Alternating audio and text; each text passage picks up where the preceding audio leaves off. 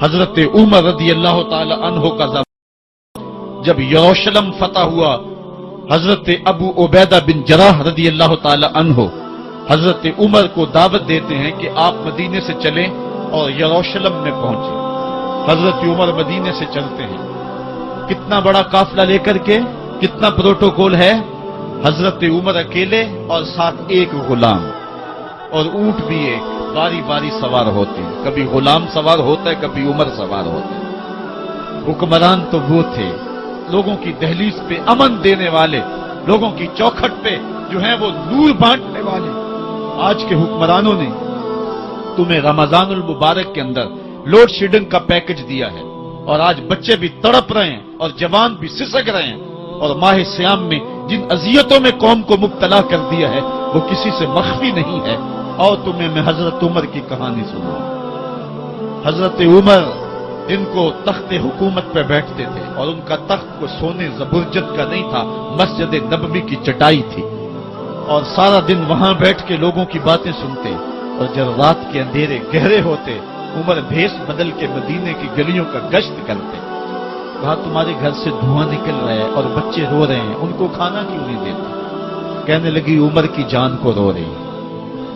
عمر کے پاؤں تلے سے زمین نکل گئی۔ کہا کیا ہوا؟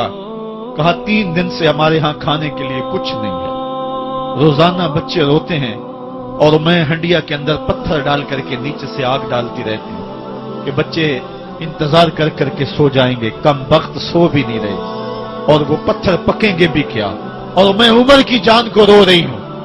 حضرت عمر کا کلیجہ دہلنے لگا، فوراً پلٹے، واپس بیت المال میں آئے، گھی کا ایک کنستر لیا، آٹے کی بوری لی، مرچ مسالہ جات بہت کچھ اٹھایا، اپنے کندھے پہ رکھا، بوری اپنی کمر پہ لا دی۔ عمر بیت المال سے نکلے تو آپ کے خادم اسلم نے دیکھ لیا، آگے بڑھا، کہا میرے آقا میں اٹھاتا ہوں۔ عمر کی آنکھوں میں آنسو ہے۔ کہا اسلم قیامت کے دن میرا بوجھ اٹھا لو گے؟ کہا قیامت کے دن تو اپنا اپنا بوجھ اٹھانا پڑے گا۔ کہا عمر کو آج اپنا ہی اٹھانے دو۔ حضرت عمر وہ گھی کا کنستر اور وہ آٹے کی بوری سر پہ اٹھائے ہیں، اور اس خاتون کے گھر جاتے ہیں اور دستک دیتے ہیں۔ وہ جب دیکھتی ہے اس کی جان میں جان آ جاتی ہے۔ کہا جلدی جلدی آٹا گوندو، اور عمر سبزی کاٹنے لگ جاتے ہیں۔ حضرت عمر رضی اللہ تعالی عنہ سبزی تیار کر دیتے، ادھر آٹا گند جاتا ہے، اور پھر اوپر چولہا رکھا جاتا ہے، چولہے کے اندر آگ رکھی جاتی ہے، وہ کھانا پکانے لگتی ہے، آگ بجھتی ہے۔ تاریخ نے لکھا ہے آگ بجھنے لگتی ہے، عمر جھک کر کے پھونکے مارتا ہے، عمر جھک جھک کے پھونکے مارتا ہے۔ کھانا پک گیا اور بچوں کے سامنے کھانا رکھ دیا، بچے کھا رہے ہیں۔ اب بچے رو رو کے نڈال ہو چکے تھے۔ حضرت عمر اپنے ہاتھوں کو اور اپنے گھٹنوں کو اور اپنے پاؤں کو زمین پہ لگا کے، جس طرح بکری کا بچہ چلتا ہے، ویڑے کے اندر کبھی ادھر چلتے ہیں کبھی ادھر چلتے ہیں، تاکہ بچے مجھے دیکھ کے خوش ہوں اور دل میں کہتے عمر جتنا رلایا ہے اب اتنا ہنسانا بھی پڑے گا۔ تو کبھی عمر امیر المومنین، یہ میں کسی آج کے جو ہے وہ لوگوں کے ووٹوں پہ منتخب ہونے والے حکمران کی کہانی نہیں سنا رہا، میں اس عمر کی کہانی سنا رہا ہوں جو 23 لاکھ مربع میل کا حکمران ہے، آدھی دنیا کا بادشاہ ہے۔ حضرت عمر جو ہے جس طرح بکری کا بچہ چلتا ہے، اس طرح اپنے ہاتھ اور اپنے گھٹنے زمین پہ ٹیک کر کے جو ہے وہ اس طرح چلتے ہیں۔ بچے عمر کو دیکھ کے مسکراتے ہیں۔ جب بچے مسکرانے لگے تو حضرت عمر نے اس خاتون سے کہا بڑھیا عمر کو معاف کر دے۔ اس نے کہا تو اتنی ہمدردی کیوں کرتا ہے؟ کہا عمر بیچارہ بڑا پھنسا ہوا ہے، فکر ہے اس کو یرموک و فسطاط و حلوان کی، جب فتح ہے مصر تو تیاری ہے ایران کی، آتے جاتے وفد سے ملاقات بھی کرتا ہوگا، آتے جاتے وفد سے ملاقات بھی کرتا ہوگا، اور شب کو معلوم حالات بھی کرتا ہوگا، کانٹوں میں الجھی ہوئی بیچارے کی جان ہے، نیند اس کو بھی آتی ہے، آخر وہ انسان ہے، میری بہن عمر کو معاف کر دے۔ اس نے کہا نانا عمر کی بات میرے سامنے نہ کر، قیامت کا دن ہوگا، عمر کا گریبان ہوگا اور میرا ہاتھ ہوگا۔ جب اس نے یہ بات کہی تو عمر برداشت نہ کر سکے، بچوں کی طرح بلک بلک کے رونے لگے۔ کہا وہ بد نصیب عمر تیرے سامنے ہے، آج ہی کہلا جو کہنا ہے، قیامت کے دن مجھے معاف رکھنا۔ اس نے کہا تو عمر ہے؟ کہا بدنصیب عمر تیرے سامنے کھڑا ہوں۔ میرے عمر کہتے ہیں اگر دجلہ کے کنارے ایک بکری کا بچہ بھی پیاسا مر گیا اس کا حساب بھی عمر سے لیا جائے گا۔ اللہ اکبر۔ میں اس حضرت عمر کی کہانی سنانے لگا تھا۔